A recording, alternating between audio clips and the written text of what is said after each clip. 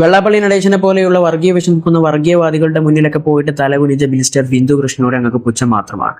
ഇതിനു വേദം പോയി ചാണകം. അതെന്താ മോനെ, ബിന്ദു കൃഷ്ണയെ മാത്രമേ നീ കണ്ടുള്ളൂ? വെള്ളാപ്പള്ളിയുടെ വീട്ടിൽ പോയിട്ട് ശിരസ് നമിച്ച ചെന്നിത്തലയെ നിനക്കൊന്നും പറയാല്ല. അതേപോലെ തുഷാർ വെള്ളാപ്പള്ളി വീട്ടിലേക്ക് വന്നപ്പോൾ പൊന്നാട ചിരിച്ചുകൊണ്ട് കയ്യും നീട്ടി സ്വീകരിച്ച മുഖ്യമന്ത്രിയെ നിനക്ക് കുറ്റൊന്നും പറയാല്ല. ഇവർക്ക് ആരും ചോദിക്കാനും പറയാനും ഇല്ലാന്ന് വെച്ചിട്ടാണ് ഇവരുടെ നെഞ്ചത്തോട്ട് മാത്രം കയറുന്നത്.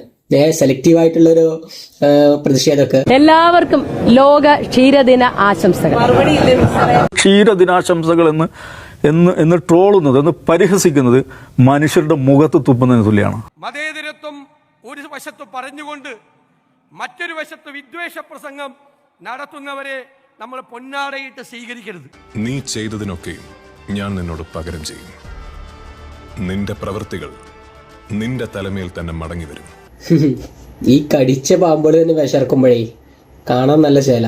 വെള്ളാപ്പള്ളി നടേശനെ നമ്മൾ ന്യായീകരിക്കാൻ പാടില്ല എന്ന ഒരു പാപബോധത്തോടെയാണ് പലപ്പോഴും CPM ഡിഫൻസ് ഉണ്ടാക്കുന്നത്. നമ്മൾ ചെയ്യാൻ പാടില്ലാത്തതാണ്. പക്ഷേ നമ്മൾ ഈ തെരഞ്ഞെടുപ്പിൽ സ്ട്രാറ്റജി എടുക്കുകയാണ് എന്നതിന്റെ ഒരു പാപബോധം അവരിൽ കാണാം.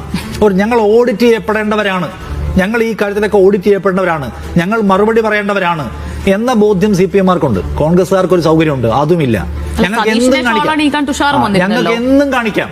ഞങ്ങൾ ആരും ഓഡിറ്റ് ചെയ്യാനില്ല. CPM-നെ ഓഡിറ്റ് ചെയ്യുന്ന പോലെ നാട്ടുകാർ ഞങ്ങളെ ഓഡിറ്റ് ചെയ്യില്ല എന്നൊരു വിചാരം കോൺഗ്രസിനുണ്ടെങ്കിൽ അത് അവസാനിപ്പിക്കണം 2026-ൽ. കാരണം എന്താണ്, ആ കാലം പോയി. ഉച്ചത്തിലായി